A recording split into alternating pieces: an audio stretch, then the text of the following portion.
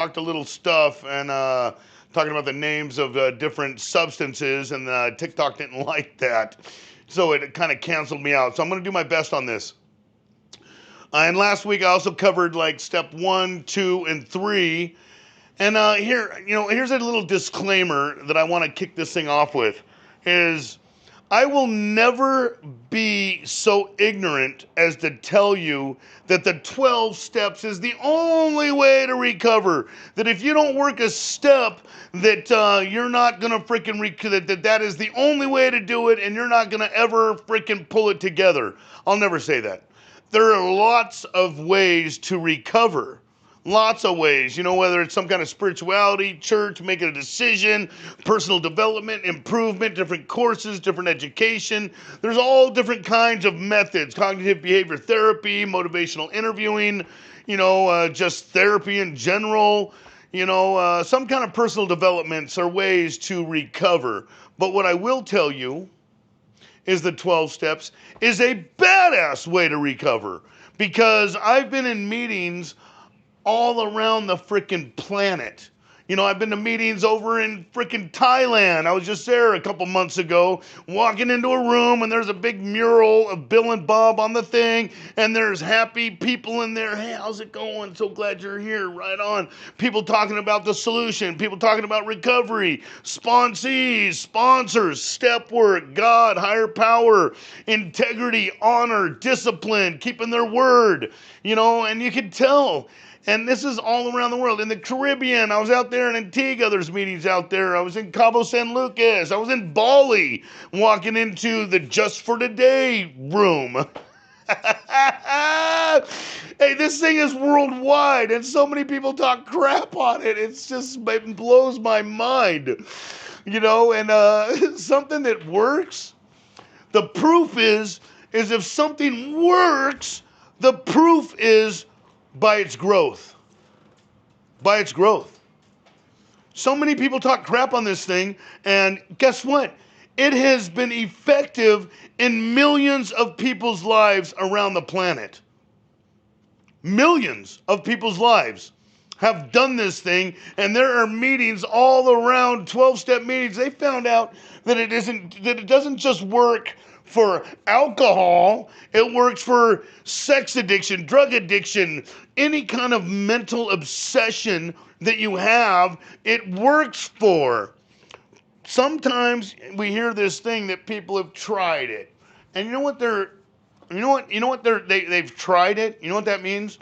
They went to 6 meetings and sat there, didn't share, didn't shake nobody's hand, looked around the room, listened to people, and then just bounced. And they're like, yeah, I tried meetings. I tried AA. It wasn't for me. That's the same thing as walking into the gym, sitting down, shutting up, and watching everyone work out, watching everyone, oh, there she is on the machines. There's that dude heavy lifting. There's dude working bicep, and just sitting there and watching and listening. And then they go, you know what? I tried the gym. I tried the gym. I went a lot of times, and it didn't freaking work. Because the deal is that there's work to be done around here. There's work. And where's the work? Where's the work? The work is on the inside. Removing your fears, your doubts, your insecurities. But first, before you can remove them, you got to find them. And where are they at? You know where they're at? They're in your past. That's what a 4-step is. A 4-step is talking about your past. So we're going to talk about the 4-step real quick. I don't think anyone that's ever come into this thing said, oh my God, yeah, I want to be happy, joyous, and free. And then someone tells them, okay, to be happy, joyous, and free, you're going to write down every single gnarly thing that ever happened to you on a piece of paper, every brutal, weird, all the people that freaking hurt you, all the times that you got hurt, you're going to write them down on a piece of paper, and then you're going to, all the things and all the bad juju that you put out there in the world and all these gnarly stuff, you're going to write them down on a piece of paper. And yep, that's the road to happiness. It does not seem like the way. No, it doesn't seem like the way. But me, and from what I've seen and what I've learned, I chased after everything that I thought was going to work out. I chased after school. I chased after women. I chased after, having a family. I chased after, a better job, a better career, a better this, a better that, more money, more friend, more all kinds of stuff. I chased, and none of it worked out. So that means to me that the thing that's gonna work has to look like it's not gonna work. It has to. It has to look like, no, that ain't the freaking way. Because I'm attracted to these ideas inside of my mind, and I keep going after and keep manufacturing ideas, and I keep chasing them to think it's going to fix my life, and it keeps failing over and over again. So I'm automatically not going to be attracted to a solution that like tells me that I got to read and write and highlight and meditate and pray and write horrible stuff down and then get with a sponsor to tell me what to do. That does not seem like the way. It doesn't. It just doesn't. So that's why they call it beaten into a state of reasonableness. That meant like, look it, bro, dumbass Danny. You keep screwing yourself over and over and over again. So there are some people that have their shit together, that are growing and thriving, and they're doing this 12-step method. So why don't you stop being a dumbass and do what people that have been in your shoes are doing? It didn't look like it was going to work. It didn't sound fun. It didn't, all this stuff. It didn't seem like it was going to be great. But I didn't know what else to do anymore. I got this analogy, and it's like this. It's like, okay, so let's equate gold with happiness. Like look at, I wake up one day and I'm gonna find gold out here, and I'm gonna find happiness, right? So I grab my shovel, and then I'm out there. I'm gonna go find some gold. So I grab my shovel, I go out in the world, and I start digging, and I start digging, and I start digging, and I'm like, oh my God, I don't know if there's any gold here. And I'm digging, and I'm exhausted, and then I'm like digging holes everywhere, and I can't freaking find it. Sometimes I think I kind of found it, but nope, always coming up empty. And then all of a sudden I get beaten into this weird state to where like I ran into this meeting, and these dudes are in there, and they're like, if you really want to find happiness, joyfulness, and freedom, you want to find gold, Danny? Dig right here. Just grab your shovel and start digging, bro. Yeah, I'm not gonna dig right there. I gotta find my own gold in this whole world. I gotta find it for me. Thanks, you guys, but that ain't it. I'm gonna go find my own. So I go back out there, digging, come back empty, and I end up in the freaking rooms again. And they're like, just dig right here, bro. And I'm like, the deal is that I need a tractor. I need a tractor to dig bigger holes, and when I freaking get a tractor, then I'm gonna freaking find it. Thanks, you guys, I'm out. I go back out there with my tractor, dig freaking miles of freaking trenches and holes everywhere, can't find nothing, end up beaten, exhausted, come back in the rooms, they're like, hey, bro, just dig right here. Just dig right here. I promise you, stick around here and dig right here. Just dig 12 feet deep. And then I tell them, no. I've thought about it a long time, and I heard that there's this guy that lives in the forest, and he has a treasure map. And this map is going to lead me to the gold that I want. So I go hunting him down in the forest. I get this freaking treasure map. I'm like, here it is. I got a map now. And I go chasing through the map, go every freaking where in the world, and I come up broke again. And then all of a sudden, Danny, dig right here. And this is literally Literally. The first time I walked into a meeting, I was 18 years old. At 42, that's what, 24 years later, just dig right here, huh? Just right here. Just right here. Right where you guys are doing. Just dig. All of a sudden, I started digging, and I'm like, this is bullshit. I don't want to be here. This ain't that easy. This is lame. And I'm digging, and I'm digging, and all of a sudden, chink, chink, chink, chink, chink. What is this? Chink, chink.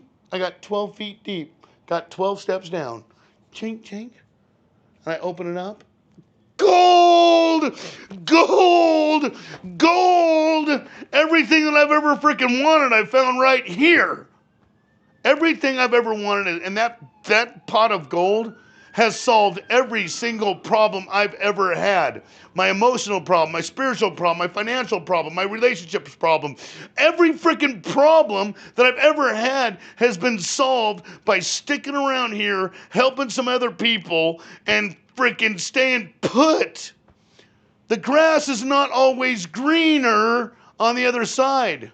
But you know where it is, where it gets greener? Where you water it.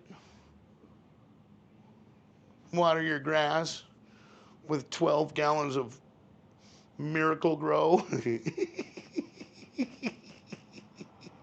This stuff is like Miracle Grow. I swear to God, that easy. Stick around some rooms, share about your shit, stay abstinent, work this stuff out, and you'll figure it out. Swear to God. You want to be happy? Do what the happy people are doing. You want to be happy? Find some people that were as busted and broken and lost and confused as you, and strung out, tweaked out like I was, strung it out, tweaked out, drunk, wasted, high, failing. I did these 12 steps one time to the best of my ability. And then I learned some principles in those steps that I apply to my life in the daily. And I keep applying those to my life. And my life keeps getting better and better and better and better. And no, someone said the other day, they came into a meeting, they're like, life isn't about, it's not all rainbows and butterflies. And I thought to myself about the previous week. And I remember I was taking my mom out to lunch. And on our drive, there was a big old rainbow. And I'm like, look at that rainbow. That's so badass. And then later, when I took her back home and we're in the patio, this little fucking butterfly was fucking coming down. And I'm like, it is rainbows and butterflies. It is. It isn't always joyful. Sometimes there's times to demonstrate courage and fortitude and grit and face adversity. Bad stuff happens. And what are you going to do? You're going to be defeated by it, or are you going to rise to the challenge? I do my best to rise to the challenge. I do my best to accept everything that's happening in my life. Because my mantra, you know what a mantra is? A mantra is like a little thing that you say over and over to keep you grounded. Namaste. Keeps you grounded. It keeps you centered. My mantra is everything is happening exactly how it's supposed to happen. Everything. All of it. Flat tires, stolen cars. I got my car stolen. I got my wallet stolen. At a yoga studio, and that's how it goes, man. And it sucks. But hey, what am I gonna do? Just sit around and bitch and call everyone that I know and tell them about how wrong and unfair life is. You know what I mean? I went through some financial stuff, made some investments, and those things went frickin' very south. And okay, all right, great. Not like great, like yay, thank you so much, but yeah, stuff is going to happen, and I'm not going to be a victim of that stuff that's happening anymore, or before I was. So let's talk about the fourth step, because we left off at the third step. So the fourth step, okay, made a searching and fearless moral inventory of our lives, of ourselves. What is that inventory? That inventory is actually going back through your past, because the past is pretty much what's created this reality of who we are today. It's a culmination of our past. So now I got to go back through my past and find out where all my negative shit happened, where I picked up ideals, opinions, and judgments about the way the world works. And most of it was based on fear of being hurt. Live ended on this device. Oh, okay. Oh, are we over here now? Yes. Just a sec. See what happened. Yep. Are we live over here? Yep. Okay, live with the studio audience. Hey, so look it. Sorry about that little mix up for a second. But hey, this thing follows me. It's freaking great. Okay, so look it. The fourth step is doing this inventory. Inventory meaning checking the stock in trade. What is in stock? What is in me? So what is in me is a culmination of my entire life. Okay, so today equals everything I've ever learned, everything I've ever experienced, everything I've learned about people, places, things, the way the world operates.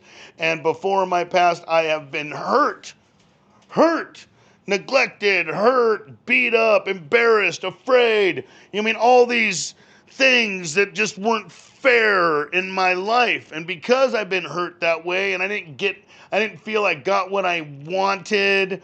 And so this is pain and suffering, right? And it's happened over and over again. And then I found great relief through drugs and alcohol. Found great relief through that. It's like, okay, now I'm not bored. Now I'm not irritated. Now I'm not like uncomfortable in my own skin because of all the freaking pain and weird stuff that I've been through and all the people that hurt me and I hurt and all that blah, blah, blah. So now I freaking do all this stuff, and I feel better. It works. But it turns out it's not really going to the core of my being, the energy that's in here on the natch, because that's what I got to get to. The drugs and alcohol is just mimicking the comfort that I really want as a human being. It's mimicking that joy. It's mimicking that happiness. It's mimicking that freedom. But the core of me, without that stuff, I'm bored and irritated and not cool. So the real me gets worse and worse and worse and worse. So now when I'm free, my sponsor told me this thing. He goes, Danny, you have two problems. He goes, you have two problems. One problem is drugs and alcohol. That's a problem. When you're doing that stuff, that's a problem. Your other problem is when you quit doing drugs and drinking. That's a problem. And that made a lot of sense to me because whenever I quit using and I quit drinking, I ain't right. Like I am not right. Like I don't know what to do with myself. I'm uncomfortable and things are weird and I'm emotional and just freaking angry one minute and happy the next and upset the next and I'm just all over the freaking place. So I have no stability of my inner being. So when I wrote down this 4-step, I wrote down every emotional negative moment that I could possibly think of. Every time I got angry, every time I get pissed off, every time I hurt myself or hurt others, every time that somebody hurt me, I wrote down 300 things. I'm not saying that you got to do it that way. I'm not saying you got to have 300 things, but I just, I told my sponsor I would do this thing to the best of my ability. And all of a sudden I'm recognizing all this violence and all this fear and anger and hate, and I'm just recognizing all this, confusion and pain from all these circumstances and situations. And what happens is, can you guys get, yep, what happens is this. Where's those things at? Bear with me, you guys. We'll use these guys right here. So, what's the most important thing to an addict or an alcoholic? Really, people. Feelings. Feelings. It is so important. My feelings are so important that it trumps my children. It trumps my mom, my dad, my career. It trumps everything because I want to feel okay. So it trumps everything. Even when I know it's going bad, even when I know I need to feel right because I don't feel right. So where do we feel? Where is it that we feel? Within our body, right? This energy that's inside. When you've been in love, that beautiful energy. When you've had your heart broke, that ugly energy. When you're afraid, that's energy. And we feel that inside here. We'll call it our heart center. So this is what the deal is, and this is why the fourth step is so important.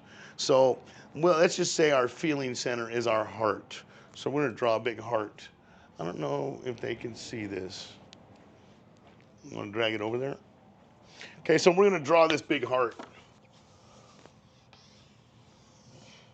Kids at home, can you see that?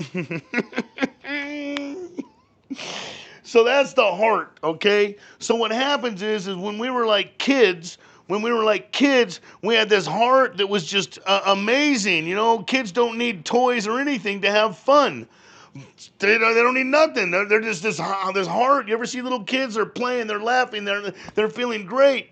And so what happens to their heart? Their heart is super shiny and bright. Let's see, does this work? Super shiny and bright. Yay! Right? Kids' hearts, you know, you ever see kids learn and it's super badass? They're happy. And this bright light is shining from them. When babies laugh, it makes you laugh. And then what happens next? What happens is this timeline of life. We have a timeline. You're here now. You started here. All these circumstances and situations. You got hurt. You got abused. You got neglected. You got ashamed. You got embarrassed. You got fear. You didn't get your way. People, life wasn't fair. And fired this, that, blah, blah, blah, blah. All these circumstances and situations that happen, it winds up freaking putting a little negative in there, negative in there, negative in there. Each one of these circumstances and situations, traumas and fears, negative, negative, negative, negative, negative. So now we got all this negative energy inside of our being, negative energy. And what happens when you got a lot of dark negative energy in there? The freaking light goes out. This light goes out.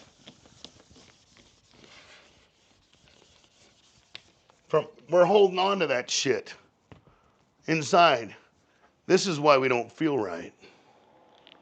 This is why life ain't freaking amazing. This is why it's because we are suffering, because that dark energy in that heart center is making us suffer. If it's not good in here, it ain't good out here. If it's great in here, it's great out here. Whether you have $5 or $5 million, great is great. So all this negative juju shit that's in your freaking heart, you picked up from your past, and this is the fourth step. You write down each one of these. I didn't get this person hurt me, that person hurt me, this person did, that person made me angry, I hurt that person, I did this to that person, I freaking lied, stole, cheated, they lied and stole and cheated from me. And each one of these circumstances has one of these little dots of freaking negative shit, and the light's out, man. The light of the heart center is out. That's why, and you'll know it's out when the people that love you the most, they look at you and they say, you used to make me so happy. Whenever I would think about you or whenever I would see you, that used to really make me happy. Now when I see you or think of you, all I feel is pain.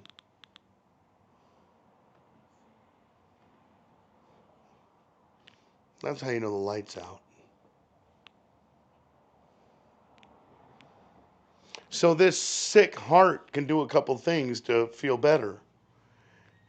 You know what the easiest is? Let's freaking drink a big fucking bottle of fucking scotch. Let's drink a fucking beer. Put it down in here. I don't feel this shit anymore. Let's do a fat shot of fucking heroin. Drip, drip, drip, drip. And then now I don't feel this. Let's smoke a big fat bowl. Yes? Be careful. Oh, I gotta be careful on this because it's good. So let's, yeah. You guys get the picture. We do these substances and it winds up going into this heart, and now we feel right because we're not feeling the pain of the suffering. But then when that the substances, the energy of the substances that go into our body, when that dissolves, now we're back to our freaking sick self. So this fourth step, you have to uncover, discover, and then learn how to discard that negative energy. Two things people have been doing for thousands of years to improve their spiritual condition. What are they? Prayer and meditation. So now we're going to have the awareness of this sickness within us. We're going to have this inventory. We're going to write down the names of our demons. Fear is the greatest demon that exists within us. Fear of not being enough, fear of not having enough, fear of not being loved enough, fear of failure, fear. And that's the name of our greatest demon inside. And then it manifests into, 100 different forms, like this list over here. Guilt, self-pity, pride, procrastination, anger, laziness, sloth, selfishness, justification, expectations, envy, greed, judgment, worry, doubt, shame. Those are all fear. Those right here. Boom. And so now when we go through each of these circumstances, we get their name from each of those circumstances. And that's why we have to do this, what this fourth step does. We get the names. So now we have their names. And so these are our character defects or our shortcomings. We do the fifth step, we get honest, we get the names of our demons, we get the names of the rotten inventory inside of us, the stuff that has to go, because we have to do inventory to see the stock in trade. We have to look on the shelves of our inner guts, our warehouse, and go, look at that fruit's good, that fruit's good. What's all this rotten shit that's in here? That shit's got to go. More rotten stuff, more rotten stuff. And what's the rotten stuff? The rotten stuff is negativity. That's the rotten stuff, and that stuff's got to go. So we do our fifth step when we sit down with our sponsors, and we read all this stuff. We go back through our life story. We find out these things that are making us tick. And then we get to step 6 and 7, and we learn how to start releasing. Releasing means awareness first, aware of when somebody's pissing us off and it ain't that person, it's you. You're just interpreting the situation and you're making yourself angry or pissed off. You ever hear that quote? No one can hurt your feelings without your permission. People use words, and all of a sudden, just words. Whatever happened to sticks and stones? People use words, and all of a sudden people will get their feelings freaking hurt over some words, especially from people that they don't respect, people they don't admire, people they don't even like. We'll use these words, and all of a sudden we'll get our feelings hurt. We'll get all angry and pissed off. It'll break us down over their words. Come on, man. Come on, this world's got to, toughen up a little bit or something, or recognize you're poisoning yourselves over the opinions of other people. This is you have no power. You have no will. You have no, nothing.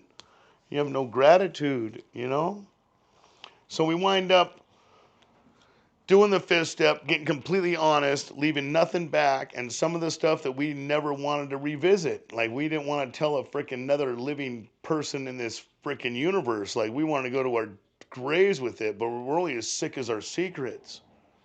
And that sick secret will just keep freaking manifesting over and over and over.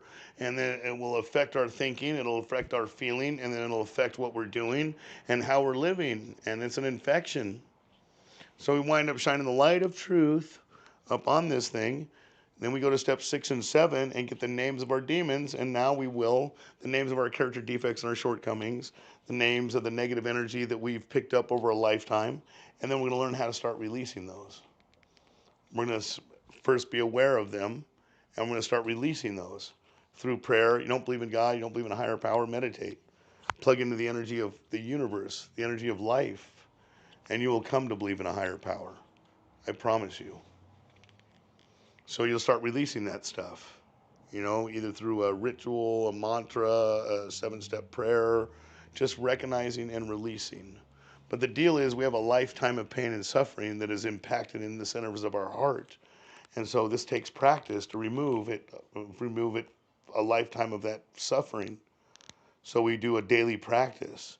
And in the beginning, it's not going to feel right. In the beginning, we are so spiritually weak at doing this spiritual practice that the only thing that we can move is like, okay, you've done a meditation, you've done a prayer, you've asked to relieve yourself from this suffering, this pride or this guilt or this shame, and then all of a sudden you've practiced it, you got in touch with the universe, God, prayer, and then the universe responds with, okay, I'm going to take it away. A little tiny bit gets removed. Some people, big chunks have gotten removed when they got to that step. But for most people, we're so spiritually weak and affected by these traumas of life that only a little tiny bit gets removed because we don't really know how to do this thing, but we're practicing. And the more that you practice the awareness, the more that you practice the recognition of the negativity within, the more that you get better, you will get stronger. And you will, it's spirituality. Spirituality is a muscle. So at first, in the beginning, it was just, this is why people tap out. This is why people don't say it works, is because they do it for a little bit. They're not releasing the negatives within them. They're not recognizing the negatives that they keep recreating. And then they're creating more freaking suffering than the amount of stuff that they're removing.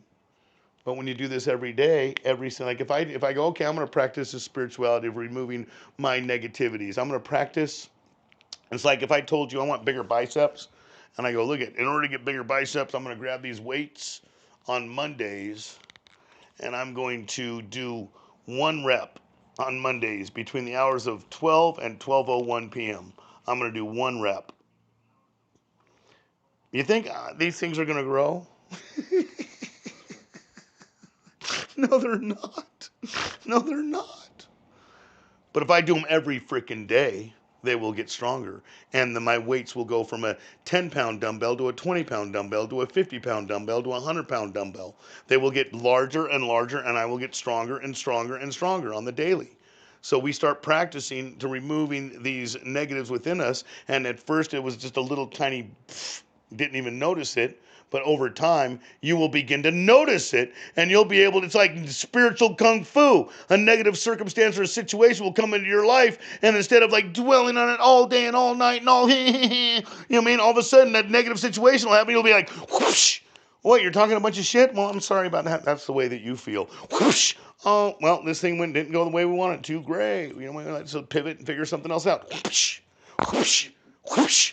You just start freaking kung fu negative out of your freaking life and out of your heart, and you're not going to stew.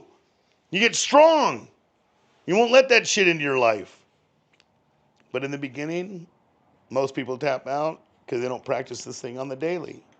They don't practice it on the daily. They don't surrender their mind and their pride and their ego. They want to fight with that thing, the thing that told us to drink this, smoke this, lie here, steal here, cheat here, the thing that told us to do all this screwed up stuff in our life. And they want to keep taking direction from that, as opposed to direction from a sponsor, direction from a